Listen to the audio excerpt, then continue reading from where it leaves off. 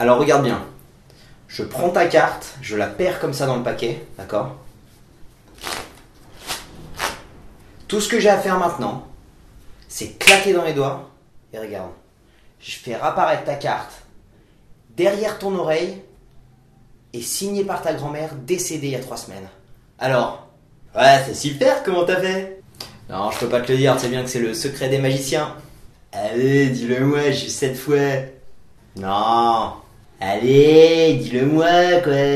Non. T'as fait comment? Non. Comment t'as fait? Mon vieux, ça fait 2 semaines que j'ai pas fumé, tu vas pas commencer à me casser les couilles.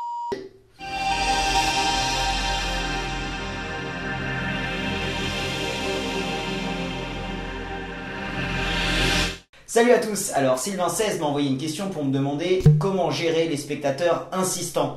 Donc c'est vrai qu'il y en a, ça arrive souvent, des spectateurs qui ont vu un tour et qui ont extrêmement envie de savoir comment c'est fait et qui essayent de nous soutirer l'explication du tour par tous les moyens. Donc on va parler un petit peu de ça et de comment gérer ces situations sans faire de mort. Dans la famille des spectateurs relous, je demande le fils, il a énormément aimé le tour et il a envie de savoir comment c'est fait. Donc il veut soit qu'on le refasse encore et encore et encore et encore jusqu'à qu'il ait compris le tour, ou alors simplement s'il n'a pas autant de patience, il va simplement nous demander de l'expliquer. Encore et encore et encore et encore. Donc comment réagir face à eux? Parce que d'un certain côté ils sont super cool, mais d'un autre ils sont super chiants. Donc comment leur faire comprendre que derrière nos pouvoirs supernaturels, il y a quand même un être humain qui peut quand même s'énerver relativement rapidement. Donc la première parade, je m'en sers contre les gens qui, je peux voir, n'ont aucune envie d'apprendre la magie, ils veulent juste rationaliser un petit peu l'impossibilité qu'ils viennent de voir. Donc en général, je leur dis que je vais pas leur montrer le même tour, je vais leur montrer un tour vraiment similaire, même si le tour que je vais leur montrer ensuite n'est pas exactement similaire. Mais voilà, en fait, on leur donne quelque chose à attendre pour le tour suivant. Et au final, ça nous permet d'éviter de recommencer exactement le même tour encore et encore.